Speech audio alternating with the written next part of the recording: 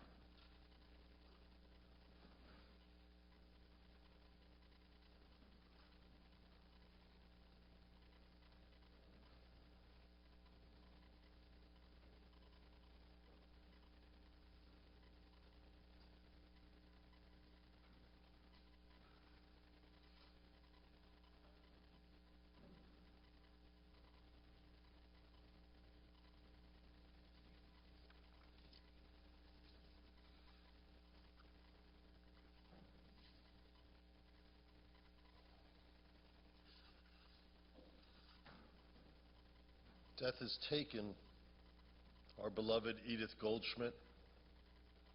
Our friends grieve in their darkened world. In their silence there is lamentation. In their tears there is loneliness. Lost in their sorrow, may they find their presence of loving friends. Hear them, O God. Be with them. For Edith's love that united us in life and which death cannot sever. For her companionship that we shared along life's path and which continues through the tenderness of memory. For the gifts of her heart and mind that brought us joy and happiness and are now a precious remembrance. For all these and more, we give our thanks to God. Our tradition teaches us to turn to the Psalms for comfort and for solace, for connection to heritage, something that Edith cared so much about. Psalm 121. Es einai el harim ein yavo Ezri. Ezri me'im Adonai oseh shamayim va'aretz. Hayatein lamot raglecha yanum shomrecha. Hine lo yanum v'lo yishan shomer Yisrael. Adonai shomrecha. Adonai tzilcha yad yaminecha. Yamam hashemesh lo yekeka v'yareach b'layla. Adonai yishmercha makol ra yishmor et nafshecha. Adonai yishmar tzeitecha v'oecha me'ata v'yad olam. I lift up my eyes to the mountains. What is the source of my help? My help comes from God, maker of heaven and earth. God will not let your foot give way. Your protector will not slumber. See, the protector of Israel neither slumbers nor sleeps. God is your guardian.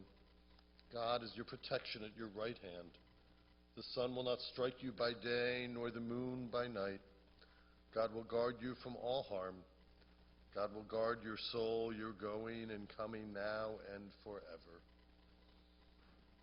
It says in Kohelet, in Ecclesiastes, L'chol zman ve'et l'chol chefetz tachat hashamayim, et laledet ve'et lamut, et latat ve'et lakor netuah, et lifrotz ve'et livnot, et livkot ve'et lischok, et tzvod ve'et rakod, et lahashlik avanim, ve'et kanos avanim, et lechavok ve'et lirchok mechabek, et levakesh ve'et labed, et lishmor ve'et lahashlik, et likroa ve'et lidpor, et lechasot ve'et ledaber. For everything there is a season, a time for every experience under heaven, a time to be born and a time to die, a time to plant and a time to uproot what is planted, a time to tear down and a time to build up, a time to weep and a time to laugh, a time to grieve and a time to dance, a time to throw stones and a time to gather stones, a time to embrace and a time to refrain from embracing, a time to seek and a time to lose, a time to keep and a time to discard, a time to tear and a time to sow, a time to keep silence and a time to speak. It also says in Ecclesiastes, the eye never has its fill of seeing. Young or old, those who depart this life never see enough of the world, never complete their task, never fully cherish their loved ones enough before they are called home.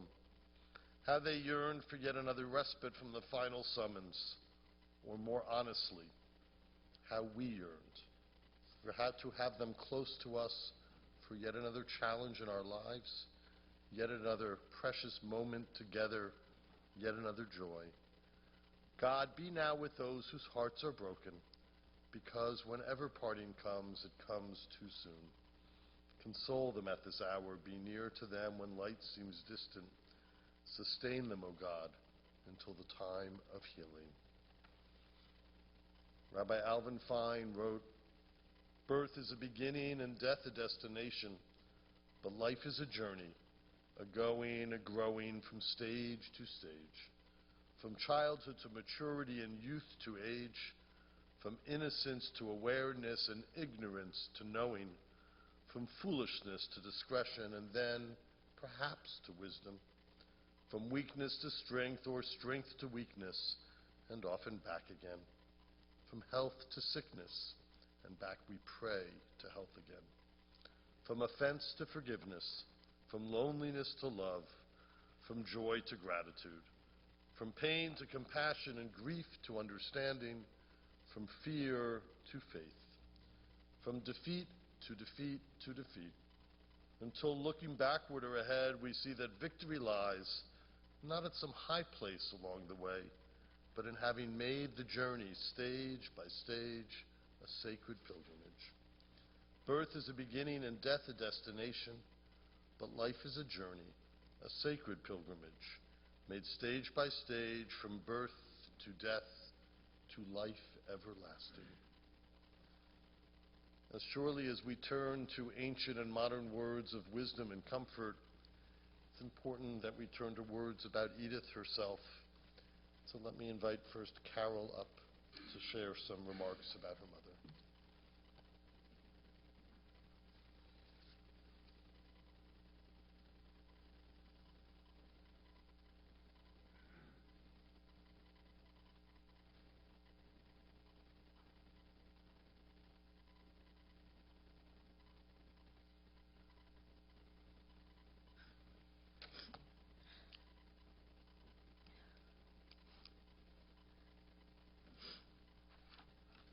Wrote a book.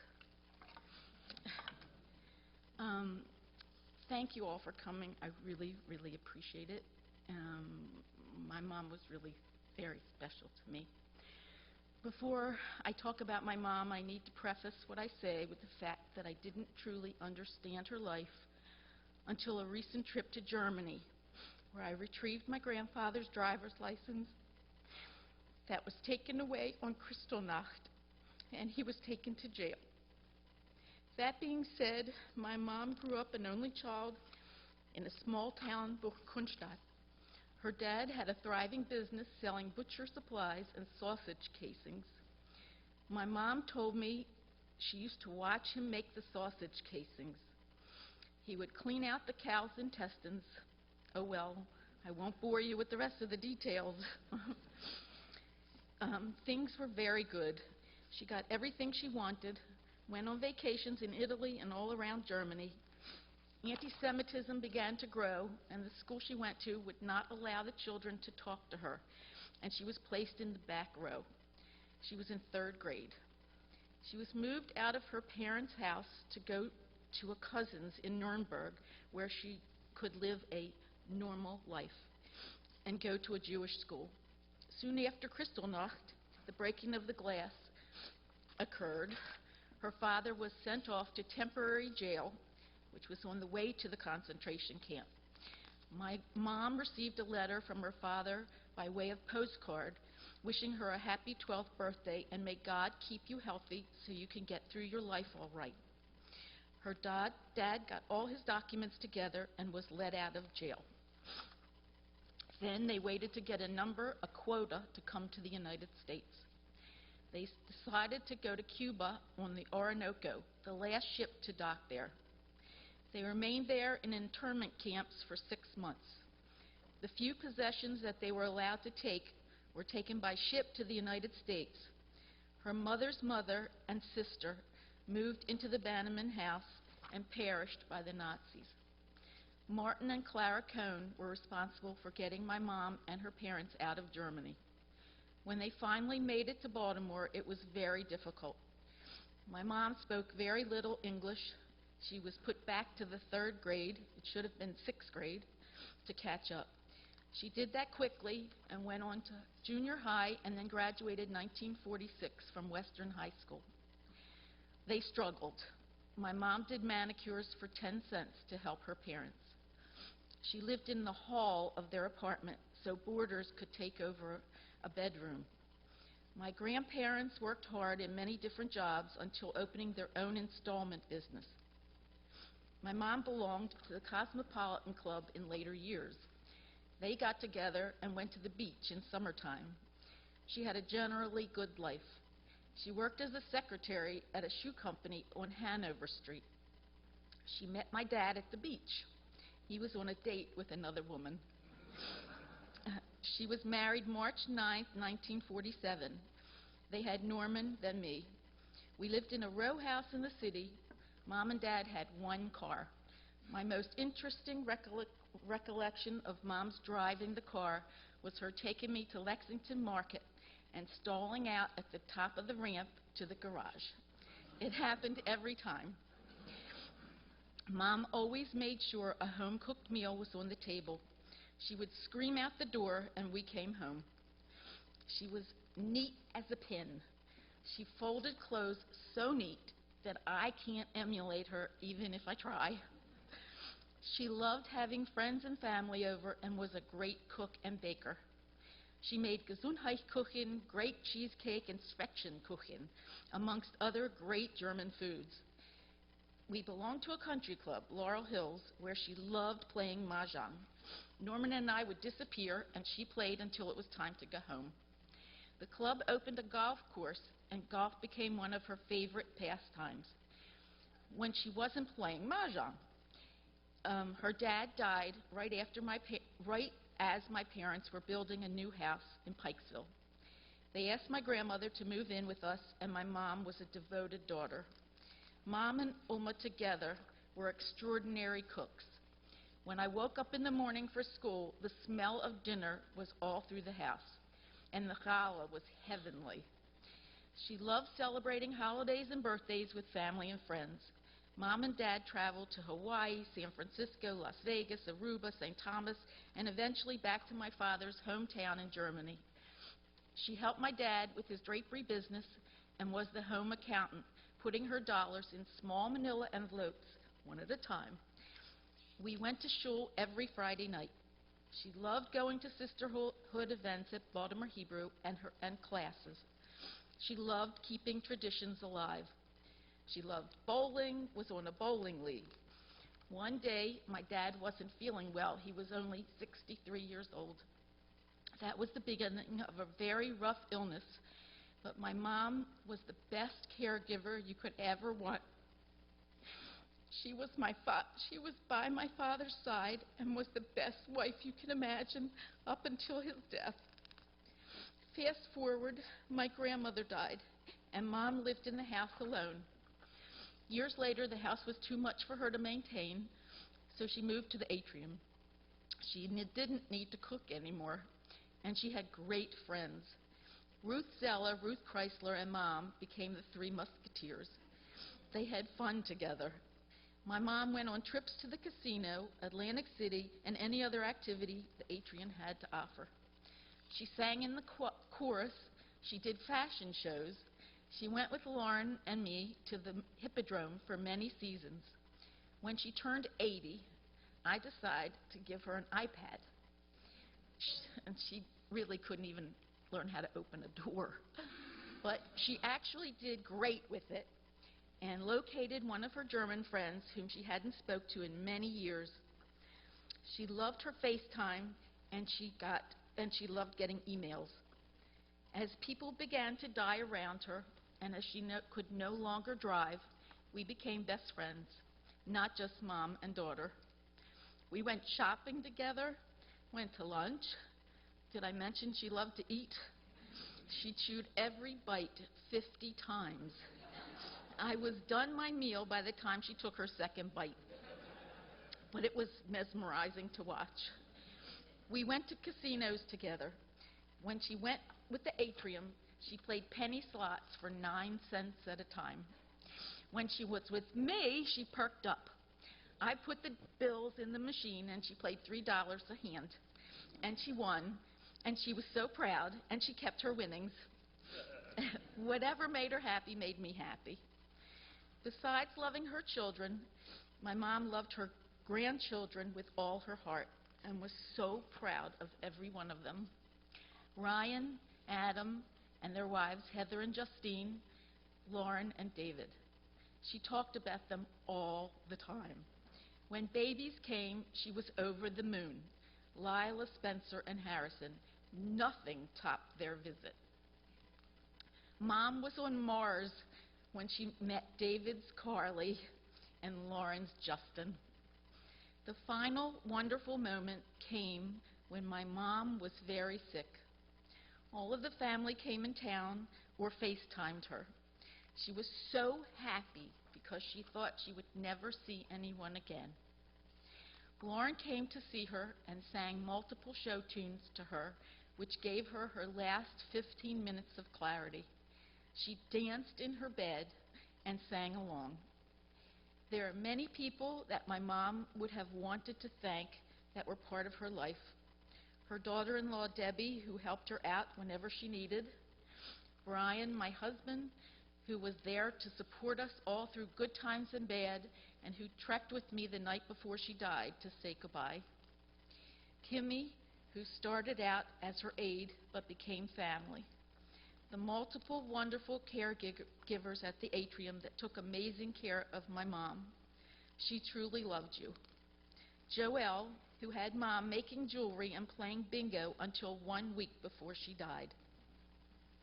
So as I said in the beginning, my trip to Germany changed my view of life. So Mom, if you are with Dad and Oma and Opa, please tell them how proud I am of all of you for giving me such a great life. I will miss you terribly. I love you, Mom. As you said to me recently, ich liebe dich.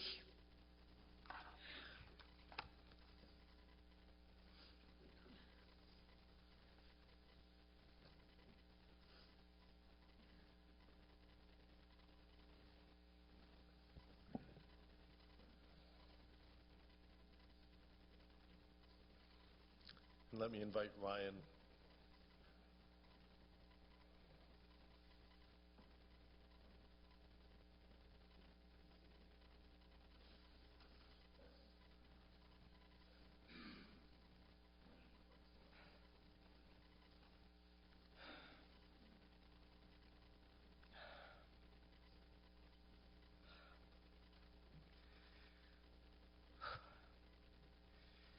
You don't know how much you miss someone until they are no longer with us. The truth is, you don't know what you have till it's gone. All I can do every time I miss you is stare at your pictures and smile. It's been 38 years since my grandma became Oma. I'm scared to know what life will be without her. Having the opportunity to share with you today the Oma I remember brings me great happiness. As a young child, one of my first memories was, why is Oma speaking and I don't understand what she's saying? Oma's mom, Omi, lived with her, and they spoke German regularly. I just figured they were discussing what they were going to feed us next. There was always a smell of cucumbers, brisket, and Linzer torte. You couldn't leave Oma's with an empty stomach. I had flashbacks of walking through Oma's home while carrying my Barnum animal cracker box that she gave me. She has such interesting wood furniture that could have only been brought with her from Germany. The walnut bowl was always full, and the cracker was nearby. Her seltzer blackberry syrup drink never failed. It was so good. Picking strawberries in the backyard was the best. Please forgive me, Oma. I used to sneak in your pantry and get those Pepperidge Farm chessmen. And Adam's guilty too. I still wonder where she hid the candy key for the drawer. I could never find it. She had a lot of keys. Holiday dinners with the family was so special. You were the best host. Remembering where we sat at the table and how happy everyone was brings me to tears. It was always fun playing in your backyard and rolling down the hill. Playing catch was an adventure, kind of like the movie Sandlot. We had to be careful not to throw the ball over the fence. They had a very big dog. Oma always came to the rescue, and we learned that their dog was just being playful and not to be scared. Thank you, Oma. When we weren't spending time at her home, we were at the Summit Club. There we swam and played cards together. Jumping off the diving board, making big splashes made me so happy as a kid. And the snack shop visits were always amazing, and they ended with a drumstick cone. You were always there at important moments of my life, from birthdays, graduations, to my bar mitzvah. No moment tops you meeting the love of my life, my beautiful wife, Heather. Having you at our wedding made the day that much more special. 6 years ago, you finally got to visit Heather and I in New Jersey for Hanukkah. You and Mima were sitting in our living room when we announced that we were having twins. Your faces were full of joy. That next June, Lila and Spencer were born. You holding them at the baby naming and bris melted my heart. You were always my Oma, but now you were Umama. One of the most memorable visits to see you with the kids was out to lunch at your favorite restaurant, Sunny Lee's. I will never forget Mr. Lee coming over and greeting us like family. Visits to your apartment was like seeing you as the mayor of the atrium. Everybody knew you and knew our kids. There was a video of you singing Hoppa Hoppa Rida with both of our kids. The smiles you put on them was priceless. Lila wouldn't let go of your necklace. You made it to their first birthday, and what a day it was. Looking around, seeing you and Mima in particular, there watching Lila and Spencer enjoy their cake was the highlight of the party.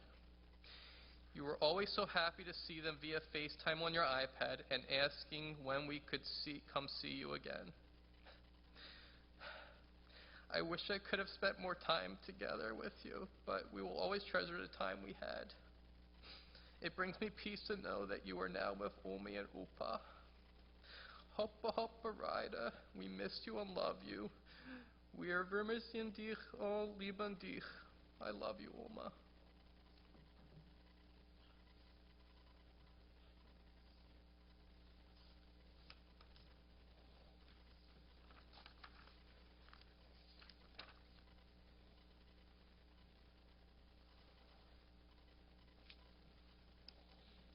Those were beautiful and loving words. They bring to mind two of the prayers we included in this service. One of them came to mind as I first sat down a couple of days ago with Norman and Debbie and Carol and Brian.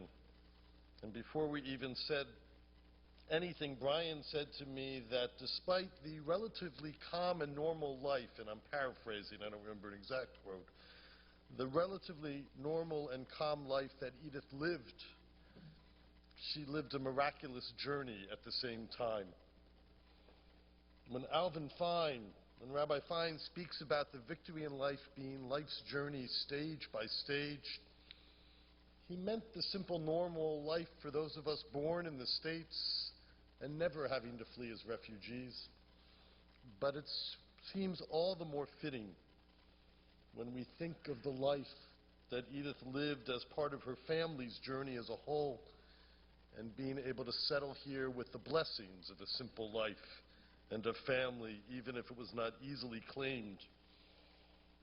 And the somewhat continuation or completion of that journey with Carol traveling back just recently and being able to share steps along that way with her mother. And Edith felt deeply connected to her German heritage and her Jewish heritage. It wasn't just language and cooking. It was part of who she was. And she never lost those childhood memories. I believe the friend she just reconnected with on the iPad in the last few years was a friend that she had not spoken with since before the war. Not someone that she just hadn't spoken with in a couple of years. And she knew these things so sharply, maybe more sharply than those of us who are able to drive by our childhood homes every now and then. After Carol's visit, she came back with a photo that she was told was of her mother's childhood home. And she showed it to Edith, and without hesitation, Edith rejected the photo. It wasn't her home. Through another connection made on that trip, not that long after, another photo came into Carol's possession. She showed it to her mother, who immediately recognized the home that she had not seen in decades, and was able to remember the fond memories there, not just the difficult transition that led her to this country. The other thing that comes to mind is the meditation upon the words of Ecclesiastes. This sense that even at the end, we yearn to have another moment, even if a medical school graduation is celebrated, there are future simchas to be part of. And yet at the same time, Edith was living her life up to the last moment, connecting and seeing her most beloved family, not just in the last month, but in the last several days. She loved the social life everywhere she was in life, but at the atrium, even in her last chapter, and she played bingo just a week before she died, still deeply living the things she wanted. And even as she spent her last days in her bed in her apartment, surrounded by her children and their spouses, she had plans. She was scheduled to go to Camden Yards with the choir from the atrium this week, last week, but after her death, she was scheduled to go with the choir to be able to sing the national anthem. Now, if you had seen Edith recently, she wasn't singing the national anthem anymore, but to be part of a group of friends, of a community, that meant so much to her, in her family, at Baltimore Hebrew, at the atrium, at the country clubs and beyond. Even if all she could do was sing La La in backup, she would have been there for that commitment. But her love continues in the way she taught her children and her grandchildren and embraced the next generation. Her love continues in the fact that not only did she love mahjong and golf, but canasta as well. And Carol, therefore, plays canasta with the daughter of Edith's good friend. That is how she wanted to hold on to life, enjoying each moment, enjoying each relationship, and really never letting go till it was time. Victory isn't at some high place. It is making the journey together within a community, within your people, within your family and friends. Zecher Tzadik Livracha. Let us celebrate all that was intelligent and caring, industrious and loving in Edith Goldschmidt's life, and make it into a blessing in our lives. And let us say, Amen. We pause for a moment of silent remembrance.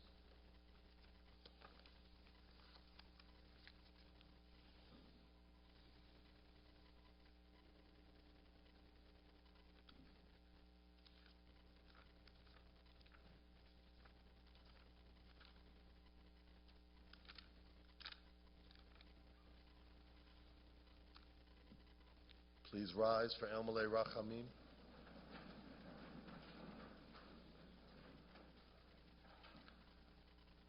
El Malei Rachamim Shochen Bamromim Hamitzei Menucha Nechona Tachat Kanfei HaShechina Im Kedoshim HaTahorim Kazor HaRakia Mazirim Et Nishmat HaIsha Hazot Shalcha L'Olama Ana Baal HaRachamim Yisderehu Beseter Kanfav L'Olamim Vayitzor B'tzor HaChayim Et Nishmata Adonai Hunachalata V'tanuach B'Shalom Al Mishkava V'nomar Amen.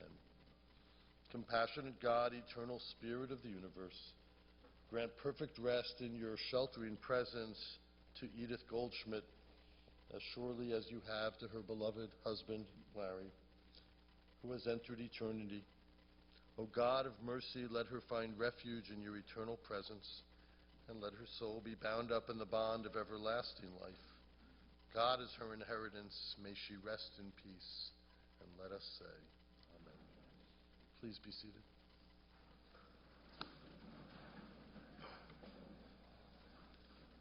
Interment will directly follow this service at the Chevra Avos Chesed Cemetery in Randallstown. The family will then be sitting Shiva at Carol and Brian's 12216 Long Lake Drive in Owings Mills. Today, following the service through till 5, and tomorrow starting at 1 through 5, and also this evening and tomorrow evening beginning at 7 p.m. with a service each evening. May her memory be for a blessing.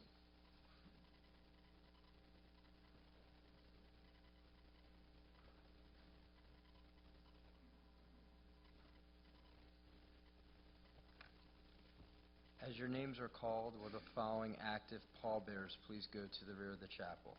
Brian Cashin, David Cashin, Adam Goldschmitt, and Ryan Goldschmitt.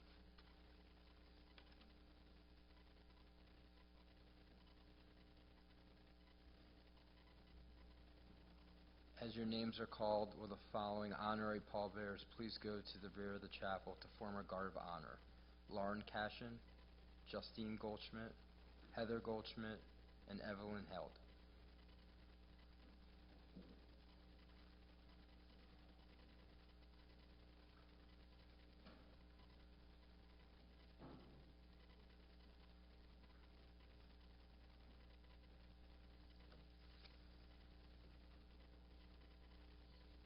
And also Debbie Goldschmidt. Ladies and gentlemen, please rise.